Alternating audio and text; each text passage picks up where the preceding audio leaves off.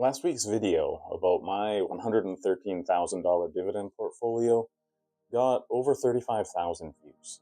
And a lot of the viewers were asking, where did you find the money to invest? Well, here's the truth. I didn't have a trust fund or an inheritance. I found it the same places you can find it. I'm going to share 7 places that you can look. But before I show you where to find the money, I need to be brutally honest with you about something. Because for years, I told myself that I'd start investing someday. I told myself the same lie you might be telling yourself right now. I'll start investing when I have extra money. Well, that day never came. And it never will. Because here's what I learned working those brutal weekend night shifts for over a decade. The money won't magically appear. I got better paying jobs, I got raises, but there was still never any extra money left over at the end of the month. You have to decide that the money exists, and then you have to go find it. That's the shift that changed everything for me. I stopped waiting for permission from my bank account and started treating my future self like just another bill that had to be paid. It became just like the rent, the mortgage, or groceries. So that's where we're starting. We're not starting with the tactics, but with the decision that made the tactics possible in the first place. So, are you ready? Then let's look at the 7 tactics I use that led to my $113,000 portfolio. Number 1, automated savings. Now I know, you've probably heard this advice before. I know that I had, but I still think it's important to mention because it can be so powerful. You set up an automated transfer of funds every time you get paid. Your paycheck already has automatic deductions for things like health insurance, unemployment insurance, taxes, and so on. So add another automatic deduction to it. This one's for future you. You can start small. You can live with $25 less a paycheck. Or at least by the end of this video, you'll be able to. So set it up right now. That money no longer belongs to current you, but instead it's building for future you. Number 2, small expenses.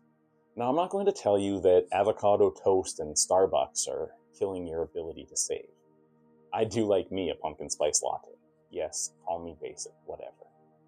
But getting my PSL every day would derail my investing strategies. Eating out every day at work or after work really adds up. Even if you can save just $9 3 days a week by preparing lunch or coffee for work, you've got $27 a week. That's over $1,000 a year. I also cut back on streaming services. Instead of paying for 4 or 5 of them every month, I have 2, and as shows I like are released, I'll switch which 2 I keep. That way I don't have to miss the next season of Severance or Stranger Things. Now, if you're someone that drinks a lot of soda or alcohol heavily, cutting back will help both your investment goals and your health. Drink 2 a day, try cutting back to 1. We don't have to be extreme to make a difference. If you look closely at your budget, you'll see the same small expenses coming up day after day and month after month. Number 3, side hustle. This was probably the biggest one for me. I started a computer repair business because I genuinely enjoyed helping people with their technology. And there's no limit to what you can do to bring in extra money. I do suggest thinking about the things that you enjoy, what people ask you about, what you like talking to people about. You should start there because if you hate your side hustle and you're doing it just for the money, you'll get burned out. My side hustle has grown into more than a $90,000 a year solo business that's growing more now that I'm free to focus on it. It enabled me to deposit over $2,000 most months to grow my investments. So where will yours take you? Number 4, negotiate bills.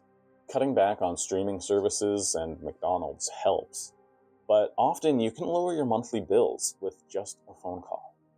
It takes a bit of prep work, but the results are worth it.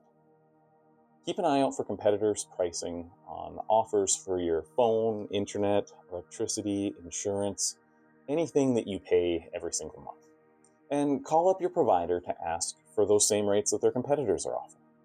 You want to be professional and polite, but if they say they can't do it, ask to talk to the customer retention department, or just tell them you want to cancel.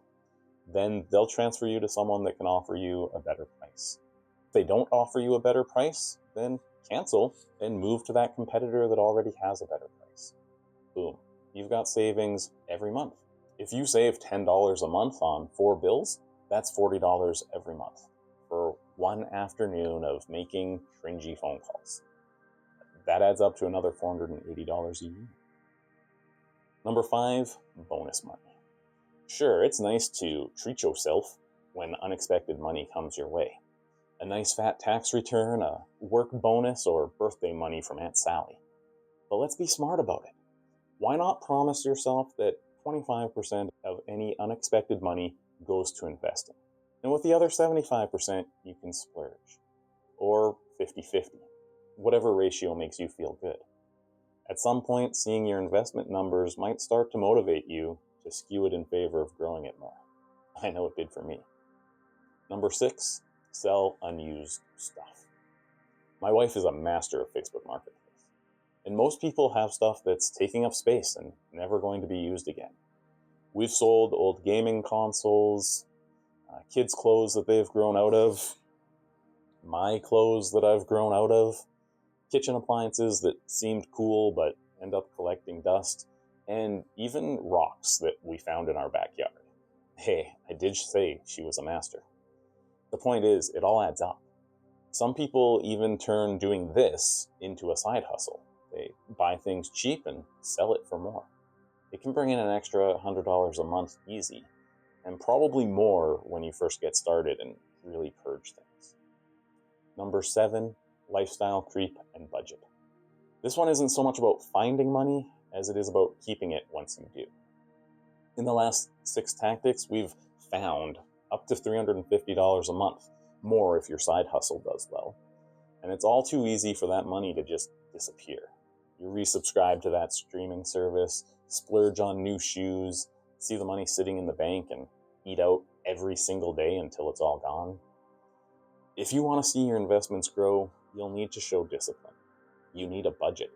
And it should include things like eating out, new shoes, and Netflix. You're going to do them anyway, so make it work inside your budget.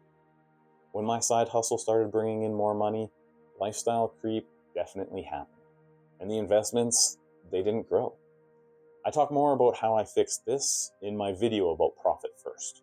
So if your side hustle is doing great or you're self-employed, you should check it out. And if you're finding this helpful, why not subscribe and follow along on my journey? Okay, start with what you have right now. Even if it's just $10 a day, open up a brokerage account and put it in. There's a link to Wealthsimple, the brokerage that I use, in the description. But it doesn't matter what you use. Hey, as much as I hate Robinhood, I'll even accept you using that if it just gets you started. If you're in Canada, I suggest opening a TFSA, that's tax-free savings account, in your brokerage. For those of you in the US, I think a Roth IRA is similar. But for us, a TFSA means you don't have to pay taxes on your gains. Just watch out for your contribution limit. Next, take that $25 automatic transfer you set up and send it to your brokerage account. Oh, you didn't set that up? Okay, then go do that now. Except now it can be higher because of all the money we found in tactics 2 through 6. Maybe it's $75 every paycheck. Okay, maybe it's still just 25, that's fine. We're starting. As you revisit the 7 tactics we discussed, don't forget to revisit your automatic transfer and bump it up a bit.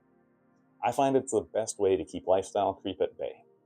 Otherwise, Parkinson's law, that the budget will increase to use up all available funds, it'll show up and you'll have nothing left.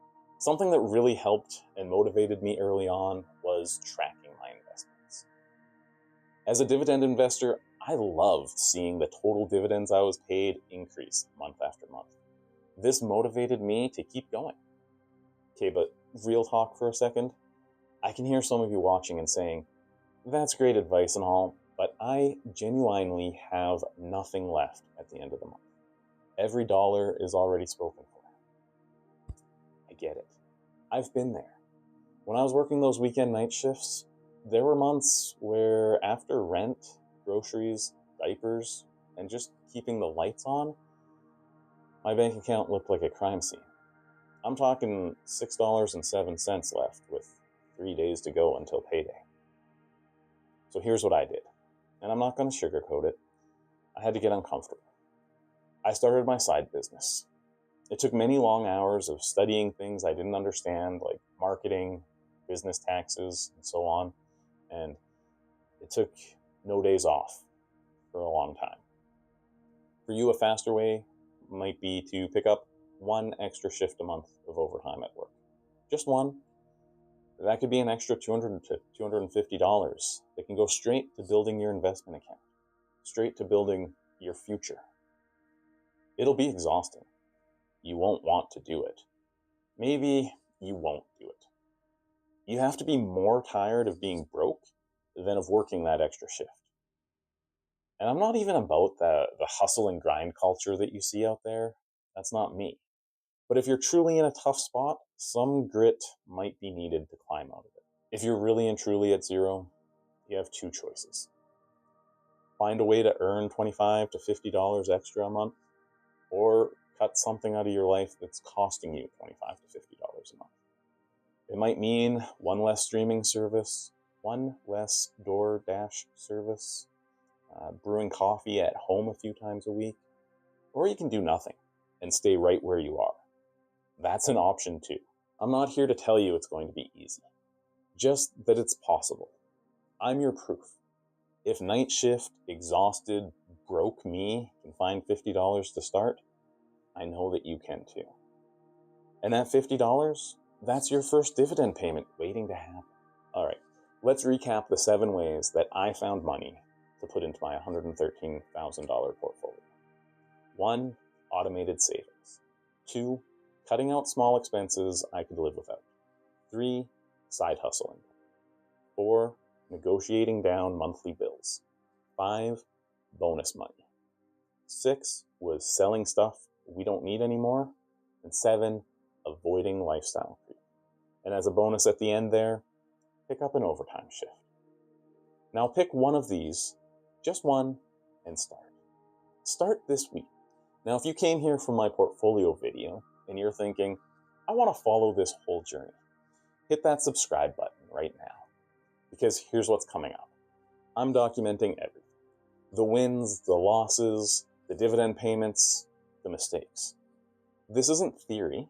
This is my actual real life in real time. And if you saw my portfolio and think that I'm going to crash and burn, well, hit that subscribe button so that you can watch that happen in real time. And no matter which you are, drop a comment and let me know. Which of the 7 sources are you starting with? I read all the comments and I want to know what your plan is. I'll see you in the next one. Now go find that money. Bye-bye.